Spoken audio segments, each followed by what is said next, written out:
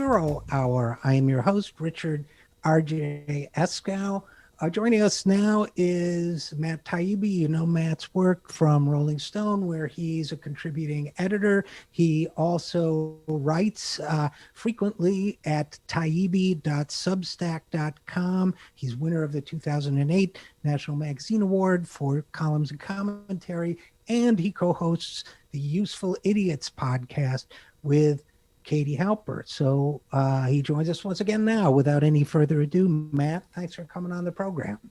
Thank you for having me, as always. You bet. And I do want to talk about FinCEN, the release of some papers that cast new, if not necessarily surprising light on the behavior of the banks.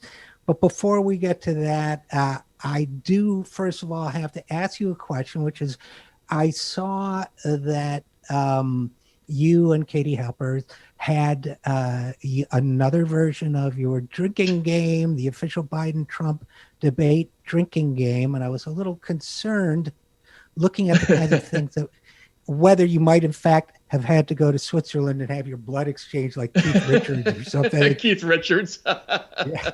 Yeah, you feeling okay? Yeah. The whole body blood transfusion. It hasn't come to that yet, but that was a tough night for sure. That was because what had happened is the last time we did a drinking game, not enough of the rules hit, so I kind of overdid it this time, and we ended up we were in bad shape. So yes, I can imagine, because I looked at some of your. Trump mentions Hunter. Biden begins the sentence with "look." Biden mentions $750. I mean, those are just the first three, which are like multiple hits. Trump calls Biden a radical leftist, et cetera, et cetera, et cetera. So now the one Biden did not botch the name Amy Coney Barrett, which is a high bar for anyone. But so what do you think? How did that debate rate on your expectation meter, like overlaying your expectations like a template over this debate?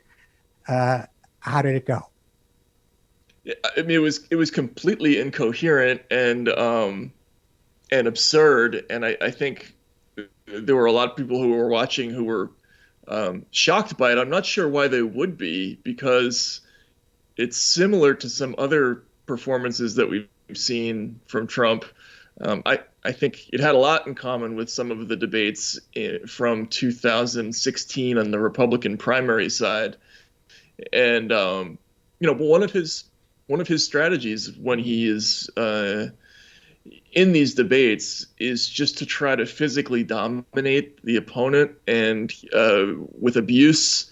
And it doesn't. The critics and sort of the media reviewers think that he's coming off and projecting a negative,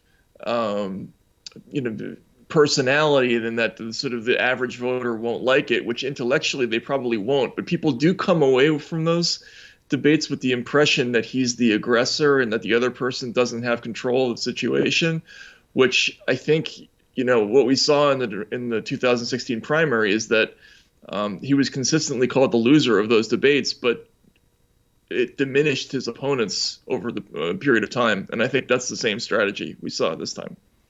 Well, and it feels to me like a WWF kind of, heel strategy or whatever, but it seems to me like he's playing by a different set of rules. The one thing that I wanted to ask you specifically about, Matt Taibbi, is, since you've written a lot about the media, Hate Incorporated and so on, is that I thought that the media seems to have had, Gore Vidal had that line about some people can state the obvious with a very real sense of discovery.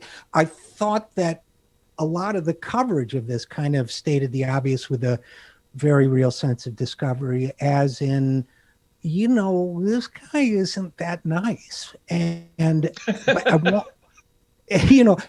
I wondered to what extent that meant that he, is losing. They love to make a ritual out of criticizing him, but in the sense of actual coverage, I wonder to what extent he's losing the all important media.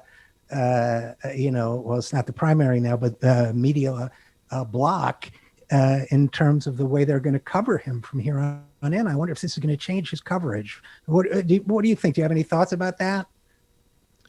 I mean, I think we've been in this maelstrom of Trump-centric mania and coverage for almost 5 years now, and it's gotten progressively uh, louder and more negative, more cacophonous, more constant than with each passing month. It feels to me. The Columbia Journalism Review did a study after 2016 where they looked back at the amount of coverage that Trump got, and they found Right. that it went sharply up as the campaign year progressed, and it became much more focused on his personality, much less focused on his policy positions, much more negative. And I think that trend has just continued for 4 consecutive years since then, where the almost universally the coverage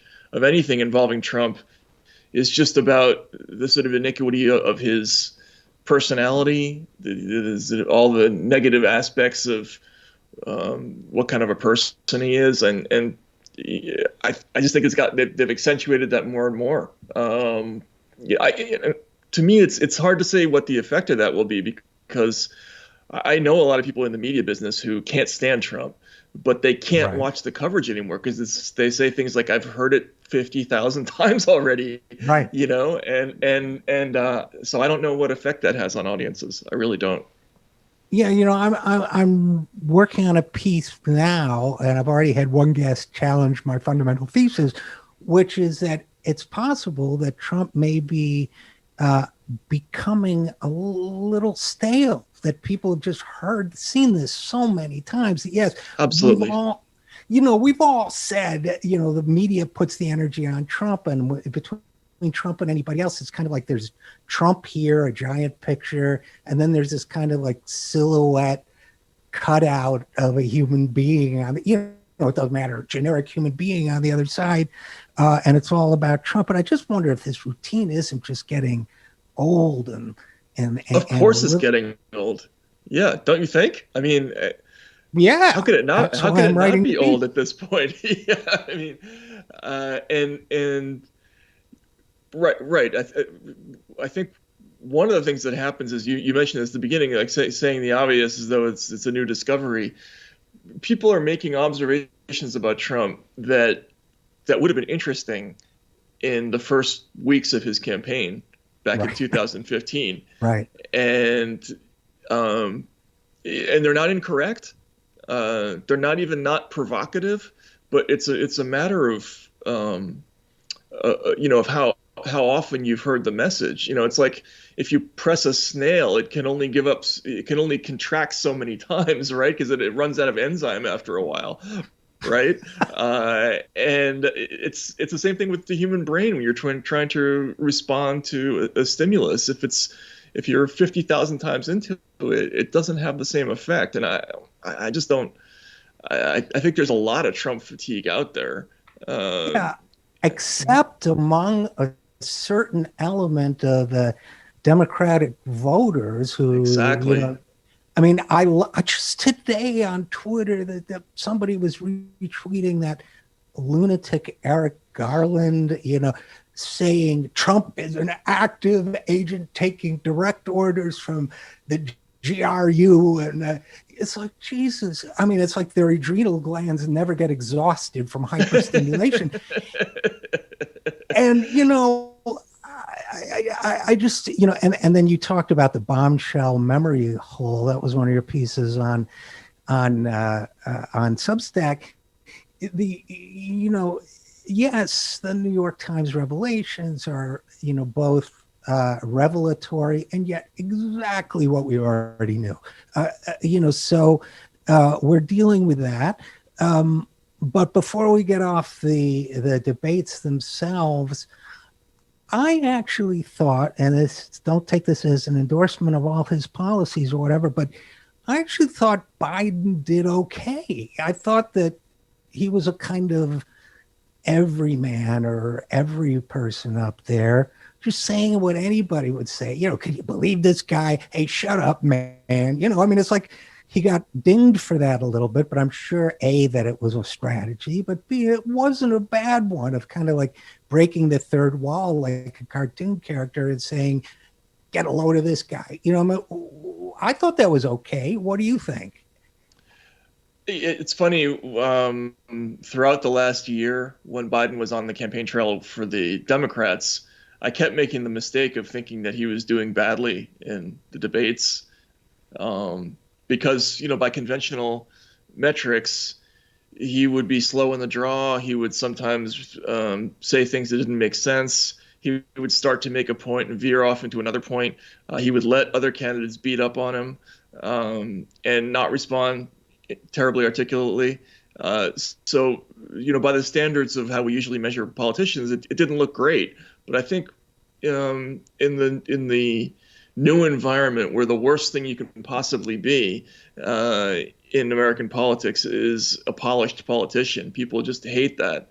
Biden, he gives off the air of being kind of, like a regular person, or that what he's going through on TV is kind of what most people would imagine themselves saying in that situation. And that was borne out during the primary. I mean, he did terribly according to our usual standards, but he won. And that may be working in this case too. Again, to contrast it with what happened with Hillary Clinton last time, she played the part of a conventional politician much better than Biden did in the debates. But I would almost guarantee that Biden did better with voters than she did. Yeah, I think so too. And I think part of that may, and again, we're talking with Matt Taibbi, but I think part of that may have to do with the fact that a lot of people across the political spectrum are understandably sick of political and professional elites. And while their policy positions may be similar, Hillary Clinton came across as an elite type politician or person more than Biden does. You can argue that may or may not be authentic, but the regular person stance seems to me. I think that Hillary Clinton's clear sense that she was more experienced and more intelligent than Trump, which is undoubtedly true, came through in the debates and didn't help her. I mean, you get what I'm trying to say, right? Absolutely. Yep. No, I agree. 100%. And even though he's been in politics longer than she has, she gives off that air of being the high-powered corporate lawyer who lives on K Street, and that's not what people are interested in right now. I think they're very frustrated with politics and politicians, and that's one of the reasons Trump won. But Trump has all these other negatives that Biden doesn't. So. Yeah, so it's not going to be boring. I guarantee that. Oh no. And again, we're talking with Matt Taibbi, who is, among other things, a author, and you can find him at taibbi.substack.com as well as Rolling Stone. So let's talk about Revenge of the Money Launderers, which is the FinCEN files. I did a brief monologue about it last week, but even in part of my brain was going, is this really true? Does it really take the pressure off them to kind of confess that they're, probably funneling dirty money and doing nothing about it? I did the monologue and it went out and I was like, oh, I hope I got that right, because it just kind of defies common sense. There's a cognitive dissonance that goes with it. But that's your subheading. Getting caught doesn't stop banks from taking dirty money. It may even encourage them. So first of all, what are the FinCEN files? So it's a little bit complicated, but banks, they're required to have programs in place to detect dirty money. It's anti-money laundering programs, so AML departments. And these AML departments, basically what they do is they scan all of the accounts and they look for activity that just doesn't fit, right? So maybe you would have large amounts of cash deposits, or you have an account somewhere that's making a lot of wire transfers to a country where they don't do any business. Or there's address information that doesn't add up, or the person is opening an account in a name connected with a known terrorist or something along those lines. So whenever they see something like that, they have to generate a form that's called a SAR, a suspicious activity report, and they're required to send this to federal regulators. And the idea is that regulators will eventually get around to reading these SARs, and if they decide that the activity warrants an investigation, they can come in and do something with it. Also, the banks are supposed to, while they're doing this kind of self-reporting activity, they can make the decision at any time to close these accounts, and they're supposed to if they actually think that they're laundering drug money or terrorist money or anything like that. So it's a crime to leak a SAR. People have rarely seen them in the wild, but in connection with the Russia investigation, somebody got hold of a big batch of these things, probably because they were looking at Deutsche Bank, and leaked them to BuzzFeed, who shared them, in turn shared them with the International Consortium of Investigative Journalists, and they studied this sort of sliver of 2,000 SARs, and just the information in it is amazing. They just found evidence of all sorts of horrific activity, and this is the stuff that the banks reported, remember, and Right. Also that the government didn't do anything about, apparently. So we're talking about hundreds of billions of dollars of suspicious wire transfers and deposits. So the way it seems to work in practice, Matt Taibbi, is that the banks, and as you say, they don't do it all the time, but it's almost as if the banks, let's say, pull up to, a farm somewhere, load a truck full of weed or something, opium, poppies or whatever. And as long as they fill out this form that says, it kind of looks suspicious back there. I'm not one to draw conclusions, but I just thought I'd let you fellas know. So, I wondered about those 400 trucks I loaded from that. That That's exactly they're pretty. Yeah.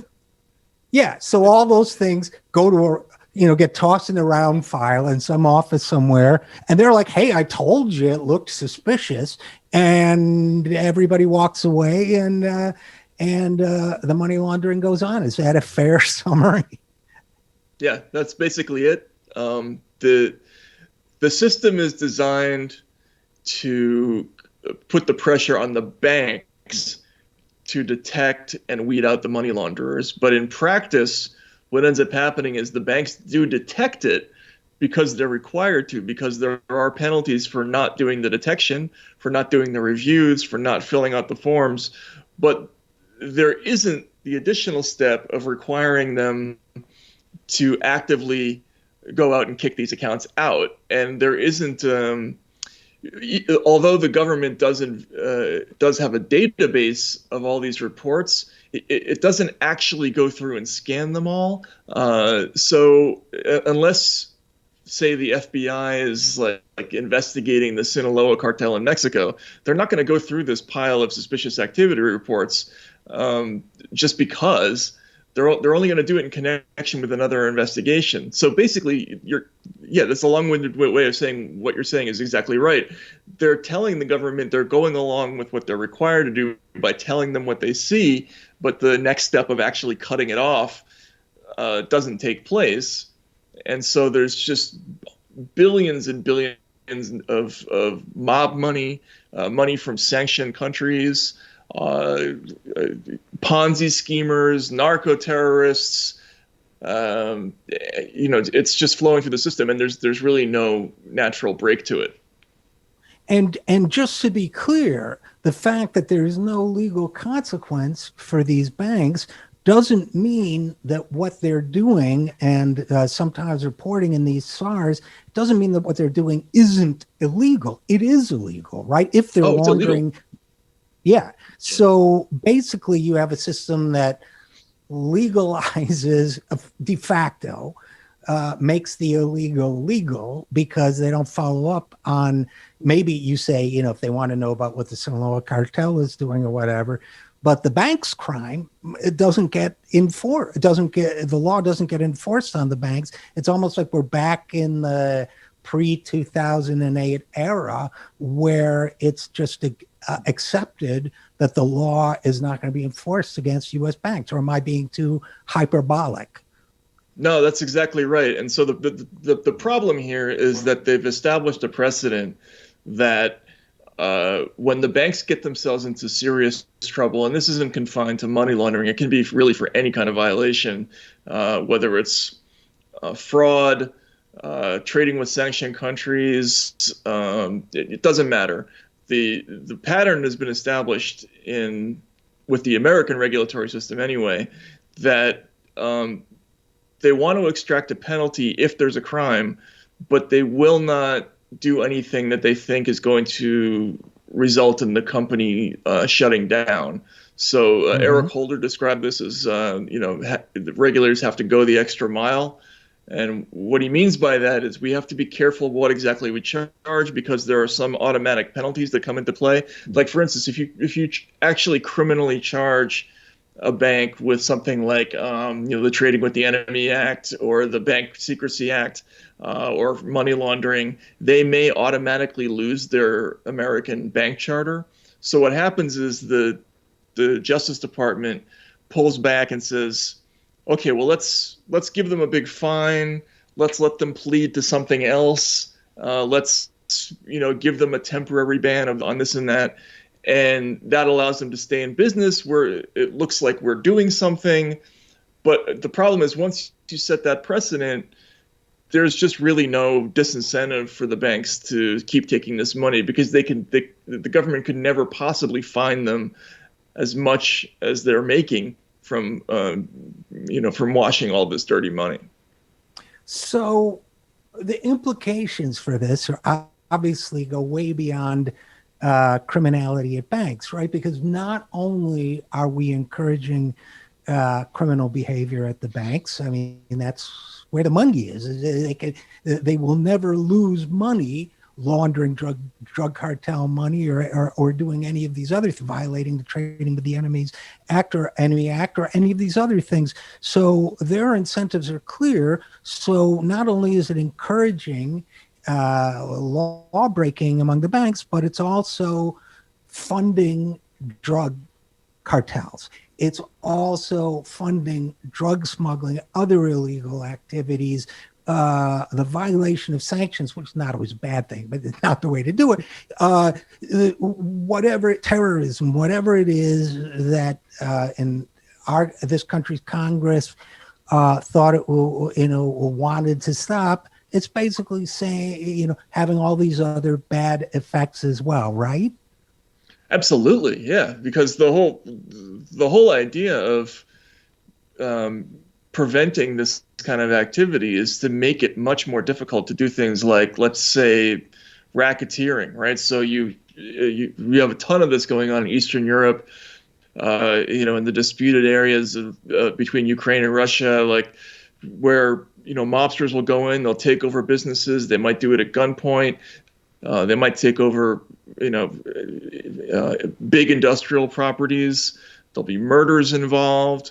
So they'll use violence to seize money, and absent this kind of a situation with the banks, they'd be in a little bit of a pickle. Like, it's sort of like stealing art, right? Like, one of the reasons there isn't more art theft is because it's just so hard to cash in on it, right? Except through this underground system, it's very hard to sell a stolen painting. Well, it's not so hard to hide stolen money. because the banking system is just full of all these loopholes that allow the money to flow in. So if you're, the Sinaloa cartel in Mexico, and uh, uh, you're torturing people, and you're running drugs over the border, and chainsawing people to death, and unapologetically, Yeah, theoretically, I what mean, I would make think that I'm sorry to harder? interrupt, but I Yeah. think somebody who chainsaw someone to death should definitely apologize. There should be an apology for that somewhere, Yeah, right? that calls for an apology, but I'm sorry I interrupted you. Uh, No, it's okay. No, but the whole idea is to provide a disincentive to that, right? And what they're doing is they're massively encouraging it, because they're making it so much easier to for that money to disappear into the system. I mean, you've seen the movie Scarface, right? sure, of Yeah, course. remember the scene where the guys are taking the duffel bags full of money, and they're playing that song "Push It to the Limit" in the background, and all of Tony Montana's money is going into that dirty bank in Miami. Yep. That was supposed to be, sort of the exception, right? Like that was presented as kind of a criminal scene that would be unusual. Well, this what we're seeing with these FinCEN files is that this is basically standard. It's not even a thing that's really disguised, and the amounts of money are just enormous. They're just mind bending. It's trillions of dollars, literally, that's going into the system, and it's exactly the same thing as that. It's duffel bags full of money that are going into legit banks. And the money quote, so to speak, in your article is from Paul Pelletier, former federal prosecutor. The big takeaway: the system doesn't work. I think these SARs represent about $2 trillion in suspicious transactions, and nearly all of it went through. And this is just a small fraction of the overall amount of money. So we're talking about huge funds. And I guess two things I want to huge numbers. Two things I want to hit before I let you go, Matt Taibbi. One is, as you said, and I caught this too, and I had the same thought, which is in a detail. You write in a detail that it should infuriate the resistance crowd. Jamie Dimon's bank, my old friend Jamie Dimon's bank, also continued to do business in huge sums for former Trump campaign manager Paul Manafort, even after Manafort stepped down in scandal, and even after the bank flagged Manafort's accounts. We were told in 2011 that Dodd-Frank was going to fix bank misbehavior. And I remember people giving the impression that this whole idea that banks can police themselves, longstanding regulatory practice, and maybe that was going to come to an end too. But this story and everything you're saying confirms it, seems to confirm, number one, banks are still being allowed to, quote unquote, police themselves with predictable results. And number two, we've got a money laundering problem that may be bigger than ever. Is that true? Yeah, no, absolutely. And I think the shocking thing about the FinCEN files is that way back in 2011, 2012, during that exact time period you're talking about, when Dodd-Frank was being hammered out, there were a series of settlements that were very high profile, that kind of led people to believe that, okay, the government's finally doing something. We're going to clean this stuff up. And some of the biggest cases involved banks like HSBC. HSBC was the one that got caught laundering and admitted laundering $880 million for a couple of Central and South American drug cartels. But what the FinCEN files show is that right at the time, they were entering into a $1.9 billion settlement that was supposed to be this big draconian punishment that placed them under basically permanent house arrest with regulators living in the bank.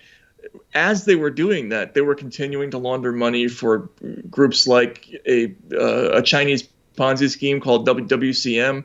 There were tens of millions of dollars flowing in from suspicious accounts from like the Hong Kong branch. So the point being that even under the very strictest regulatory circumstances, where you have a company that's been caught and suffered a high-profile punishment, what the FinCEN files show is that they continued unabated even as that was happening, which tells you that it's really not a disincentive at all to be caught for doing this. And yeah, and I guess I'll close with this, given that this is an election year, if not a typical one. Uh, it seems to me that bank criminality has come to at least at one point, it was on the political radar um, after they crashed the world economy. But it seems to me as if it's almost off the political radar now. I don't hear anybody talking about it. I don't see any proposals to take reforms, the much needed many steps further. It's almost like it's a non-issue now. And is there some action I'm missing in that area, and if there isn't, do you think there's any possibility of that changing? So this to me has been one of the big frustrations of the Trump era. Um, Before Trump came onto the scene, I think there was a little bit of a process going on where the public was starting to educate itself about all sorts of things that they didn't understand previously, um, going on in the system generally. And that ranges from electronic surveillance of people, like the Snowden revelations. After 2008, people learned a lot about how the financial system worked, and they were starting to understand things about institutional corruption at the highest level. But then since Trump has come along, corruption for people is Trump, and that it's taken the camera away from these much larger, more permanent institutional problems that haven't gotten any better in the last 4 years. And in fact, what we've seen is that sort of corporate America has leaned into this notion that the crusade against the Trump administration is how we fight corruption in this country. And I think it's a little bit of a bait and switch job. It feels like to me, like the public has lost interest in those big processes. That's not an endorsement of Donald Trump. It just my point is that they've stopped educating themselves about problems like this, which are incredibly serious because they impact things that are the most serious problems everywhere in the world. Rogue governments, terrorists, drug smugglers, violence, mob violence. This is the choke point for all that. And there's people have stopped thinking about it, and I worry about that. Yeah, I worry about it too. And by the way, I don't think it's entirely accidental. I think there's been a concerted effort to personalize the public sense of outrage and corruption around Donald Trump, because that lets a lot of other people off the hook. But maybe I'm too much of a conspiracy thinker. I don't know. What do you think? It's very convenient. And, for all of Trump's issues, and he's got a million of them, right? He's a small fry compared to these actors. If we're talking about these gigantic transnational banks that are moving hundreds of billions, or even in some cases more than that. There are 1,000 Trumps on the rolls of their accounts. And some of them are worse than Trump. I mean, actually, many of them are worse than Trump. So that's a big worry. Yeah, I couldn't agree more. You may not like this circus, but Trump's the clown and not the ringmaster, as you will. Right, exactly. So, Matt Taibbi, always a great pleasure to read you, always a great pleasure to speak with you. And as always, thanks for coming on the program. Well, thanks, Richard. I really appreciate it. And hope to see you soon. Same here. And we'll be right back after this. I am Richard RJ Eskow, and this is the Zero Hour.